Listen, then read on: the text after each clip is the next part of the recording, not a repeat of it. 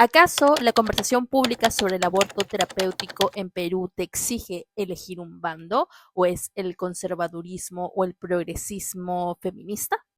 Soy Suiri Sobrino y esto es La Malhablada, un podcast para analizar los discursos presentes en el debate público. En este episodio hablaremos del aborto terapéutico en Perú, un tema que está generando conversación a raíz de que se anunciara que la congresista por Renovación Popular, Milagros Aguayo, lograra reducir causales que permitían a niñas y adolescentes acceder al aborto terapéutico en el Instituto Materno Perinatal en casos de violencia sexual por daño a su salud física y mental. Abordaremos 3 puntos de esta conversación pública que incluye el discurso conservador, pero también el discurso feminista. Punto número 1. Acusarse de fanáticos e ideologizados. Entonces yo creo que el desconocimiento de ver la vida dentro del útero lo hace a uno pensar de que uno cree un propio concepto. La segunda razón es obviamente por razones políticas, razones de pensamiento liberal, mejor dicho, estos movimientos progresistas de que tratan de solamente pensar en la vida de la mujer considerando la vida desde el nacimiento. Y que hay de esa mujer que tiene 20 semanas de gestación dentro de la madre. Entonces existe un poco de contradicción entre lo que realmente es la vida o cuándo comienza. Entonces yo creo que Pero para estos fanáticos, los derechos fundamentales a la vida, a la salud y el desarrollo integral de las niñas no valen nada. De un lado y del otro llueven las acusaciones y lo más curioso es que se acusan de lo mismo.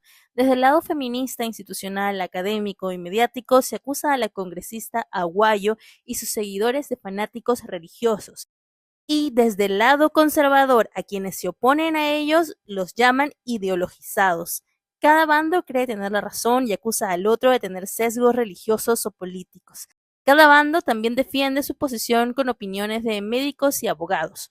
Proponer la conversación de esta manera genera que el tema se toque de manera superficial y que se utilice a las infancias y adolescencias para hacer válidas las narrativas que se exponen desde ambos lados.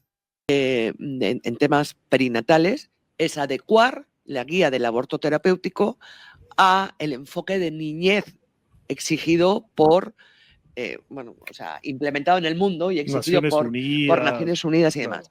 La guía para el aborto terapéutico del Instituto Nacional Materno Perinatal cita como fuentes a renombradas entidades que se dedican a promover el asesinato de inocentes en el vientre materno e ideologizar al aparato estatal, como Promsex, Flora Tristán, el Fondo de Población de las Naciones Unidas, la Organización Mundial de la Salud y la Federación Latinoamericana de Sociedades de Obstetricia y Ginecología. Desde el lado conservador se propone que es labor de los profesionales de la salud proteger ambas vidas, la de la persona gestante y la del feto o el embrión. Su discurso se centra en el derecho a la vida de ambos y se oponen al aborto terapéutico que es legal en Perú desde hace más de 100 años en casos que ellos consideran subjetivos como la salud mental de las infancias y adolescencias que son obligadas a gestar. Defienden que el feto es sujeto de derecho desde que es concebido y se amparan al artículo 2 de la Constitución. Del otro lado, desde los feminismos institucionales, académicos y mediáticos, se defiende que el derecho al aborto está protegido por organizaciones internacionales como la Organización Mundial de la Salud, Naciones Unidas, la Corte Interamericana de Derechos Humanos, etc., quienes además consideran que negarle el aborto a niñas y adolescentes es violencia institucional. Pero ¿qué importa? Dios mío. Están las dos vidas en juego, las dos. O sea, ¿prefieres que se mueran dos por tu fanatismo de mierda religioso? De verdad que además, ¿cómo? Perdón. Y esto lo noto mucho incluso con mujeres que conozco, ¿no? Que sienten que como mujeres ellas tienen que estar a favor del aborto porque de lo contrario dejan de ser feministas o se les puede acusar de machistas a ellas mismas.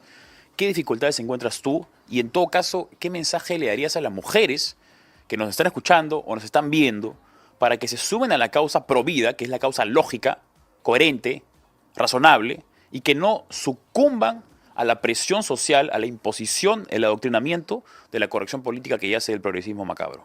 Las narrativas entonces de ambos lados se sustentan en las posiciones de organizaciones que no son legítimas para el bando contrario, lo cual genera que la conversación sobre el tema no llegue a ningún diálogo, sino que proponga un debate en donde solo una parte puede tener la razón y solo una parte puede ganar y la otra tiene que perder. Eso genera que el tema principal pase a segundo plano. Punto número 2, la representación de las niñas y adolescentes. El aborto es algo horrible. O sea, así sea, con el mayor cuidado posible, esa situación es fea. Es fea. Entonces, es una situación horrenda. Pero ¿saben qué es peor? Vivir la tortura de tener un embarazo 9 meses y tener un niño que no quieres tener.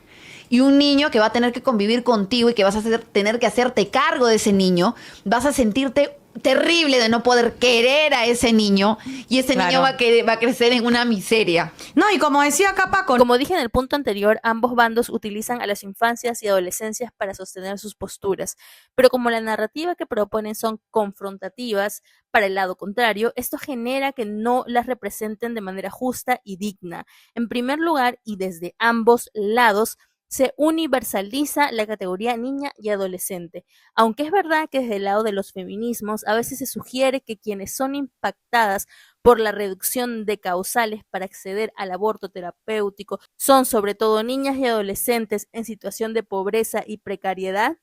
No es más que una mención que no ayuda a entender cómo el sistema opera de manera específica y particular sobre estas niñas y adolescentes. Y es algo que no sucede también y sobre todo porque en las plataformas donde se discute estos temas solo se difunden voces técnicas de especialistas en género o en salud pública. ¿Dónde están las personas afectadas por estas políticas públicas que además de misóginas son también racistas? Se habla de las infancias como sujetos pasivos, sin voz activa, en las problemáticas que las impactan, lo que nos faculta a opinar y tomar decisiones por ellas y ellos creyendo que sabemos qué es lo mejor. En las familias, la gran cantidad de casos son por violación de abortos, se deben a niñas que son violadas por sus familias, etc. Sí, es verdad, es una estadística que existe, pero no lo vas a solucionar haciéndola abortar a la chiquita, haciéndola pasar por otro trauma todavía mayor. Desde el lado conservador se idealiza la maternidad infantil y adolescente con narrativas como con amor y esfuerzo todo se puede, pero desde el lado de los feminismos se presentan a las niñas y adolescentes como personajes unidimensionales y con experiencias únicas. Las niñas, dicen, deberían estar jugando y no siendo madres, las adolescentes estudiando y no siendo madres, como si lo único que impidiese que las niñas y adolescentes hagan estas cosas fuera una maternidad forzada, cuando sabemos que crecer en precariedad y pobreza también te expone a otras formas de violencia institucional que se derivan de esa condición socioeconómica, como la desnutrición, la criminalidad en los barrios, la falta de vivienda, el acceso al agua potable, etcétera, etcétera. Esa forma de representar a las niñas y adolescentes impacta en quienes están gestando o maternando actualmente. ¿Qué estamos diciendo sobre ellas? Estamos hablando de ellas, en primer lugar, sin ellas, y representándolas como personas cuya vida ha terminado y que están destinadas a la miseria y el sufrimiento.